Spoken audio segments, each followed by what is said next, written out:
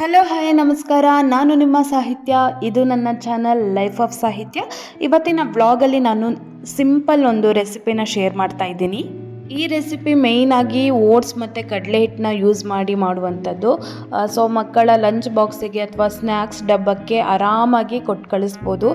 ಈ ರೆಸಿಪಿಗೆ ಮೇಯ್ನಾಗಿ ಕ್ಯಾರೆಟ್ ಬೇಕಾಗತ್ತೆ, ಕೊತ್ತಂಬರಿ ಸೊಪ್ಪು ಬೇಕಾಗತ್ತೆ, ಸ್ವಲ್ಪ ಕರಿಬೇವು, ಈರುಳ್ಳಿ, ಟೊಮೊಟೊನ ಯೂಸ್ ಮಾಡ್ತಾ ಇದ್ದೀನಿ. ಸ್ವಲ್ಪ ಕ್ವಾಂಟಿಟಿಲಿ ತೊಗೊಂಡಿದ್ದೀನಿ, ಬರೀ ಐಶ್ಗೋಸ್ಕರ ಮಾಡ್ತಾ ಇರೋದು.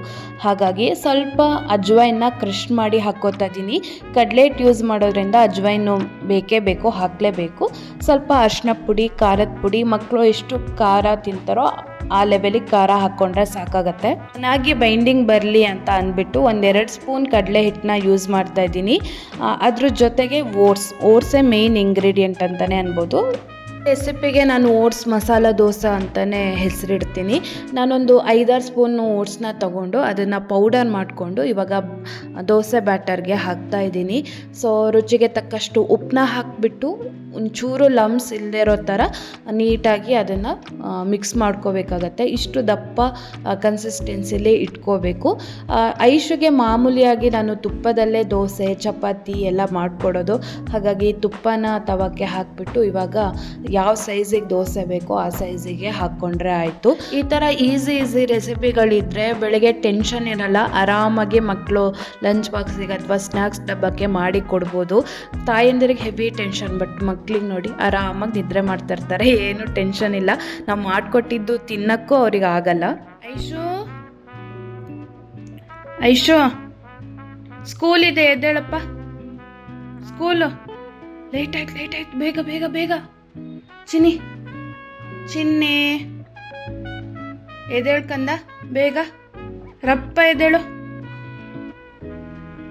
ಎದ್ದೇಳಪ್ಪ ಚಿನ್ನಿ, ಬೇಗ. ಎದ್ದ ಸ್ಕೂಲಿಗೆ ಹೋಗಕ್ಕೆ ನನ್ನ ಜೀವ. ಎದ್ದೇಳಪ್ಪ ಪಾಪ. ರೈಟ್ ಸೈಡಿಂದ ಎದ್ದೇಳಪ್ಪ. ಎದ್ದ ನನ್ನ ಕಂದ. ಅರೆ ಅದ್ಯಾರು ಆ ಕಡೆ ತಿರುಗಿ ಮಲ್ಗಿದ್ದೋ?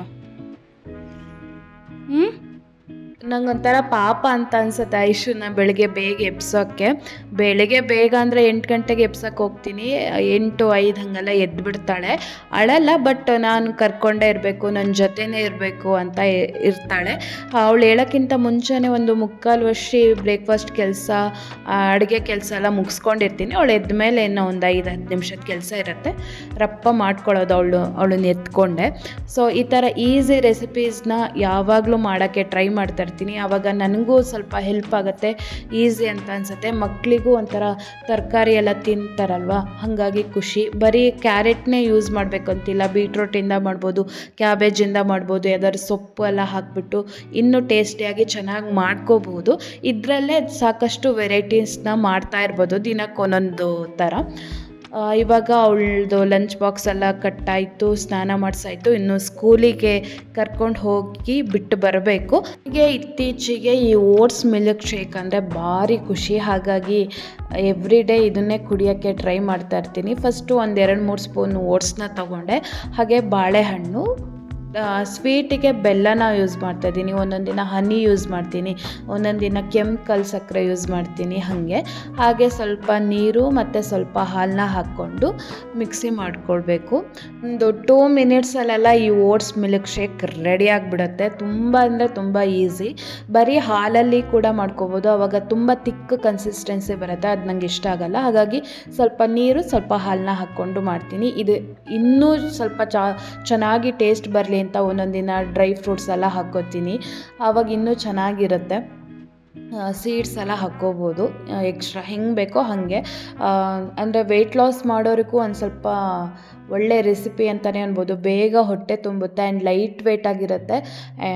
ಹಾಗೆ ನನಗೊಂಥರ ಈ ರೆಸಿಪಿ ಸಿಕ್ಕಾಪಟ್ಟೆ ಖುಷಿ. ವೆಯ್ಟ್ ಲಾಸ್ ಏನು ಮಾಡ್ತಾಯಿಲ್ಲ, ಬಟ್ ಈ ರೆಸಿಪಿ ಖುಷಿ ಅಂತ ನಾನು 1 ವಾರದಿಂದ ಕಂಟಿನ್ಯೂಸ್ ಆಗಿ ಇದೇ ಬ್ರೇಕ್ಫಾಸ್ಟ್ನ ಮಾಡ್ಕೋತಾ ಇದ್ದೀನಿ. ಮಧ್ಯಾಹ್ನಕ್ಕೆ ಅಂತ ಅಂದ್ಬಿಟ್ಟು ನಾನು ಬೆಂಡೆಕಾಯಿ ಸಾಂಬಾರನ್ನ ಮಾಡ್ತಾಯಿದ್ದೀನಿ. ಇದು ನೆಕ್ಸ್ಟು ವಿಡಿಯೋದಲ್ಲಿ ನಿಮ್ಮ ಜೊತೆ ಶೇರ್ ಮಾಡ್ತೀನಿ ಯಾವ ಥರ ಮಾಡಿದೆ ಅಂತ. ಯಾಕೆಂದರೆ ಕೆಲವು ಸತಿ ಬೆಂಡೆಕಾಯಿ ಸಾಂಬಾರು ಮಾಡಿದಾಗ ಅದು ನೋಳೆ ಆಗೋ ಚಾನ್ಸಸ್ ಇರುತ್ತೆ. ಹಾಗಾಗಿ ತುಂಬ ಜನ ಬೆಂಡೆಕಾಯಿ ಸಾಂಬಾರೇ ಮಾಡೋಕ್ಕೆ ಹೋಗಲ್ಲ. ಸೊ ನಾನು ಯಾವ ಥರ ಸಿಂಪಲಾಗಿ ಇಷ್ಟು ಟೇಸ್ಟಿಯಾಗಿ ಬೆಂಡೆಕಾಯಿ ಸಾಂಬಾರು ಮಾಡ್ತೀನಿ ಅಂತ ತಿಳಿಸ್ಕೊಡ್ತೀನಿ. ಸ್ಕೂಲಿಂದ ಬಂದಾಯ್ತಲ್ಲ, ಏನು ಕುಡಿತಿದ್ದಿ? ಮಜ್ಜಿಗೆ. ಈ ಬಿಸಿಲಿಗೆ ಮಜ್ಜಿಗೆ ಸೂಪರ್ ಅಲ್ಲ? ಚೆನ್ನಾಗಿದ್ಯಾ? ಹಾಂ, ಗುಡ್ಡ.